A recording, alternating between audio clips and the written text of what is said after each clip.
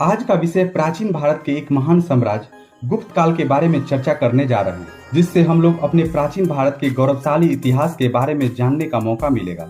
साथ ही अपने इतिहास को जानकर गौरवान्वित महसूस कर पाएंगे कि कैसा था हमारा प्राचीन इतिहास के गुप्त साम्राज्य। प्राचीन भारतीय इतिहास में गुप्त साम्राज्य 3री शताब्दी के मध्य से 543 ईसा पूर्व तक शासन किया। श्री गुप्त द्वारा स्थापित यह राजवंश चंद्रगुप्त प्रथम, समुद्रगुप्त आदि जैसे शासकों से प्रसिद्ध हुआ। मौर्य साम्राज्य के पतन के परिणाम स्वरूप दो प्रमुख राजनीतिक शक्ति का उदय हुआ, उत्तर में कुषाण व दक्षिण में सातवाहन। इन दोनों साम्राज्यों ने अपने अपने क्षेत्रों में राजनीतिक एकता और आर्थिक विकास किया। माना जाता है कि गुप्त कुषाणों के सामंत थे। गुप्तों के मूल साम्राज्य उत्तर प्रदेश और बिहार शामिल थे और उनके शक्ति का केंद्र प्रयाग था। गुप्तों ने मध्य भारत और दक्षिण बिहार में लौह अयस्क भंडार का अच्छा उपयोग किए। कला, साहित्य, विज्ञान व प्रौद्योगिकी के क्षेत्र में असंख्य उपलब्धियों के कारण गुप्त काल को स्वर्ण युग कहा जाता है। गुप्त वंश के संस्थापक श्री गुप्त 240 ईसा पूर्व में गुप्त साम्राज्य की स्थापना किए और 280 ईस्वी तक शासक रहे और उसने महाराजा की उपाधि धारण किया। श्री गुप्त के पुत्र घटोत्कच अपने पिता की मृत्यु के पश्चात 280 ईस्वी में राजगद्दी पर बैठा और वह भी महाराजा की उपाधि धारण किया। घटोत्कच के बाद चंद्रगुप्त प्रथम 319 ईस्वी में राजगद्दी पर बैठा और 335 ईस्वी तक शासन किया।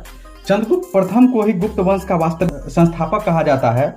इन्होंने महाराजा धीराज की उपाधि धारण की और लिच्छवी की राजकुमारी कुमार देवी से वैवाहिक संबंध स्थापित कर गुप्त वंश की शक्ति और प्रतिष्ठा में और वृद्धि की। उसने विजय के माध्यम से अपने साम्राज्य का विस्तार किया। 321 ईस्वी तक उनका क्षेत्र गंगा नदी से प्रयाग तक फैल गया। चंद्रगुप्त प्रथम ने रानी और स्वयं के संयुक्त नाम पर सिक्के चलाए। उन्होंने एक छोटा सा राज्य का एक महान साम्राज्य बनाने में सफल रहे। चंद्रगुप्त प्रथम के पुत्र समुद्रगुप्त द्वारा साम्राज्य का अधिक विस्तार किया गया। इलाहाबाद स्तंभ शिलालेख उनकी उपलब्धियों की एक विस्तृत विवरण देता है। उसने युद्ध और विजय की नीति अपनाई। भारतीय उपमहाद्वीप का अधिकांश भाग प्रत्यक्ष या अप्रत्यक्ष रूप से समुद्रगुप्त के नियंत्रण में था। उत्तर में नेपाल और पंजाब के राज्यों से लेकर दक्षिण पूर्व में कांचीपुरम के पल्लव साम्राज्य तक इन्होंने अपना प्रभाव और विशाल क्षेत्रों में फैलाया था। चीनी स्रोतों के अनुसार श्रीलंका के शासक मेघवर्मन ने बोध गया में एक बौद्ध मंदिर बनाने की अनुमति के लिए समुद्रगुप्त के पास एक मिशनरी भेजा था। प्रदेश पर विजय प्राप्त करने के बाद समुद्रगुप्त ने अश्वमेध आयोजित करने का जश्न मनाया। उनकी सैन्य काफी मजबूत और लड़ाकू था। उन्होंने सैन्य उपलब्धि के कारण ही समुद्रगुप्त को भारत का नेपोलियन की संज्ञा। वह अपनी व्यक्तिगत उपलब्धियों में उतने ही महान थे। छंदों की रचना करके उनकी क्षमता के कारण उन्हें कविराज, कवियों के बीच के राजा की उपाधि से जाना जाता है। उनके द्वारा जारी सिक्कों पर बीना बजाते हुए उनकी छवि पाई जाती है। उन्होंने अपने वंश की विशेषता, संस्कृत, साहित्य और शिक्षा को बढ़ावा देने का श्रेय भी दिया जाता है। समुद्रगुप्त वैष्णव धर्म का अनुयायी थे, लेकिन अन्य धर्मों के प्रति सहिष्णु थे। उन्होंने बौद्ध धर्म में गहरी रुचि दिखाई और महान बौद्ध विद्वान वसुबंधु के संरक्षक थे। चंद्रगुप्त द्वितीय। समुद्रगुप्त का उत्तराधिकारी उसका पुत्र चंद्रगुप्त द्वितीय हुआ, लेकिन कुछ विद्वान के अनुसार तत्काल उत्तराधिकारी चंद्रगुप्त द्वितीय का बड़ा भाई रामगुप्त था, लेकिन इसका इतिहास प्रमाण बहुत कम है। चंद्रगुप्त द्वितीय के शासन काल में गुप्त राजवंश विजय के साथ साथ विवाह गठबंधनों के माध्यम से क्षेत्रों का विस्तार करके अपने चरम पर पहुंच गया। दिल्ली के महरौली के एक लौह स्तंभ शिलालेख इंगित करता है कि उसके साम्राज्य में उत्तर पश्चिम भारत और बंगाल भी शामिल था। चंद्रगुप्त द्वितीय ने विक्रमादित्य और सिंह विक्रम की उपाधि धारण की। उन्होंने सोने, चांदी एवं तांबे के सिक्के जारी किए। उनके सिक्कों पर उनका उल्लेख चंद्र के रूप में किया गया है। चंद्रगुप्त द्वितीय के शासन काल में ही चीन यात्री फौजियों ने भारत यात्रा किया और यहाँ के लोगों के बारे में विस्तृत विवरण किया। उदयगिरी की गुफा शिलालेख में उनके दिग्विजय यानी पूरी दुनिया पर उनके विजय का उल्लेख है। पहली बार किसी को सती होने का प्रमाण 510 ईस्वी में भानुगुप्त के एरन अभिलेख से मिलता है। गुप्त सम्राट वैष्णव धर्म का अनुयायी था। शकों पर विजय के उपलक्ष्य में चंद्रगुप्त द्वितीय ने चांदी के सिक्के चलाए। चंद्रगुप्त द्वितीय ने विक्रमादित्य की उपाधि धारण की। यह उपाधि इसके पूर्व 57 ईसा पूर्व में उज्जैन के शासक ने भी पश्चिमी भारत में शकों, क्षत्रपों के विजय पाने के उपलक्ष्य में धारण की थी। सब चंद्रगुप्त द्वितीय का राजकवि था। चंद्रगुप्त द्वितीय के समय में पाटलिपुत्र एवं उज्जैनी विद्या का प्रमुख केंद्र थे। अनुश्रुति के अनुसार चंद्रगुप्त द्वितीय के दरबार में 9 विद्वानों का एक मंडली निवास करती थी, जिसे नवरत्न कहा गया। महाकवि कालिदास संभवतः इनके अग्रगण्य थे। कालिदास के अतिरिक्त इनमें धन्वंतरी, छपनक, अमर सिंह, शंकु, वेताल भट्ट, ब्राह्मणिर, खगोल विज्ञान एवं वररुचि जैसे विद्वान थे। चंद्रगुप्त द्वितीय के संध विग्रह सचिव वीरसेन सैव मतावलंबी था, जिसने शिव की पूजा के लिए उदयगिरी पहाड़ी पर एक गुफा का निर्माण करवाया था। वीरसेन व्याकरण, न्याय, मीमांसा एवं शब्द का प्रकांड पंडित तथा एक कवि भी था। चंद्रगुप्त द्वितीय का उत्तराधिकारी कुमारगुप्त प्रथम या गोविंद गुप्त हुआ।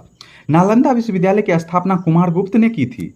कुमारगुप्त प्रथम का उत्तराधिकारी स्कंदगुप्त हुआ। स्कंदगुप्त ने गिरनार पर्वत स्थित सुदर्शन झील का पुनरुद्धार किया। स्कंदगुप्त ने पर्णदत्त को सौराष्ट्र का गवर्नर नियुक्त किया।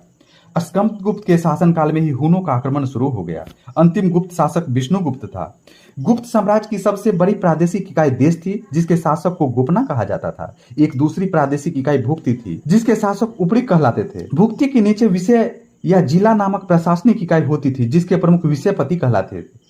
पुलिस विभाग के साधारण कर्मचारी को चाट एवं भाट कहा जाता था। पुलिस विभाग के मुख्य अधिकारी दंडपाशिक कहलाता था। प्रशासन की सबसे छोटी इकाई ग्राम थी। ग्राम का प्रशासन ग्राम सभा द्वारा संचालित होता था। ग्राम सभा की मुखिया ग्रामिक कहलाता था एवं अन्य सदस्य महतर कहलाते थे। ग्राम समूह के छोटी इकाई को पेट कहा जाता था। गुप्त शासक कुमारगुप्त के दामोदर पुत्र ताम्रपत्र से भूमि विक्रय संबंधी अधिकारियों के क्रियाकलापों का उल्लेख है। भू राजस्व कुल उत्पादन का गुप्त काल में 1/4 भाग से 1/6 भाग हुआ करता था। गुप्त काल में सिंचाई के लिए रहट या घंटी यंत्र का प्रयोग होता था। श्रेणी के प्रधान को ज्येष्ठक कहा जाता था। गुप्त काल में उज्जैन सर्वाधिक महत्वपूर्ण व्यापारिक केंद्र था। गुप्त राजाओं ने सर्वाधिक स्वर्ण मुद्राएं जारी की, जिनका स्वर्ण मुद्राओं का अभिलेख में दिनार कहा गया है। गुजरात के बाद गुप्त राजाओं ने बड़ी संख्या में चांदी के सिक्के जारी किए, जो केवल स्थानीय लेन देन में चलते थे। गुप्त सम्राट वैष्णव धर्म के अनुयायी थे तथा उन्होंने इसे राजधर्म बनाया। विष्णु का वाहन गरुड़ गुप्तों का राजचिन्ह था। गुप्त काल में वैष्णव धर्म संबंधी सबसे महत्वपूर्ण अवशेष देवगढ़ का दशावतार मंदिर है।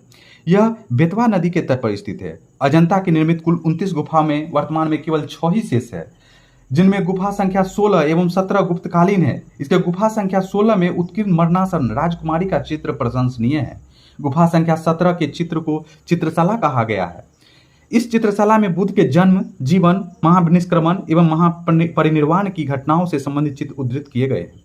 अजंता की गुफाएं बौद्ध धर्म की महायान शाखा से संबंधित है। गुप्त काल में निर्मित अन्य गुफाएं बाघ की गुफा है, जो बाघ नामक स्थान पर विंध्य पर्वत को काट कर बनाई गई है। गुप्त काल में विष्णु शर्मा द्वारा लिखित पंचतंत्र को संसार की सर्वाधिक प्रचलित ग्रंथ माना जाता है। बाइबिल के बाद इसका स्थान दूसरा है। इन 5 भागों में बांटा गया है: मित्रभेद, मित्रलाभ, संध विग्रह, लब्ध प्रकाश और प्रेक्षाकारित्व। आर्यभट्ट ने आर्यभट्टियम एवं सूर्य सिद्धांत नामक ग्रंथ लिखे। उनके सूर्य ग्रहण एवं चंद्र ग्रहण से वास्तविक कारण बताए। आर्यभट्ट पहला भारतीय नक्षत्र वैज्ञानिक थे जिसने घोषणा की कि पृथ्वी अपनी धुरी पर घूमती है। ब्राह्मणिर ने बृहत संहिता, पंच सिद्धांत, बृहज्जातक और लघु जातक की रचना की। बृहत संहिता ने नक्षत्र विद्या, वनस्पति शास्त्र, प्राकृतिक इतिहास और भौतिक भूगोल के विषय में चर्चा की गई है। ब्रह्मगुप्त इस युग के महान नक्षत्र वैज्ञानिक एवं गणितज्ञ थे। उसने यह घोषणा करके न्यूटन के सिद्धांत के पूर्व कल्पना कर ली कि प्रकृति के एक नियम के अनुसार सभी वस्तुएं पृथ्वी पर गिरती है, क्योंकि पृथ्वी स्वभाव से ही सभी वस्तुओं को अपने ओर आकर्षित करती है। गुप्त काल में पलकानव ने पशु चिकित्सा एवं हस्त्यायुर्वेद लिखा। नवनीतकम की रचना गुप्त काल में की गई। इस पुस्तक में नुस्खे, सुखे और उपचार विधियां दी गई है। पुराणों के वर्तमान रूप की रचना गुप्त काल में हुई। इसमें ऐतिहासिक परंपराओं का उल्लेख है। संस्कृत गुप्त राजाओं की शासकीय भाषा थी। गुप्त काल में चांदी के रुपये को रुपयिका कहा जाता था। याज्ञवल्क्य, नारद, कात्यायन, बृहस्पति स्मृति की रचना गुप्त काल।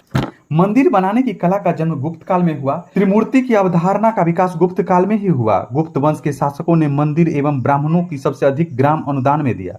गुप्त वंश का वास्तविक संस्थापक कौन था? क्वेश्चन नंबर 2, एहोल अभिलेख का संबंध किससे है?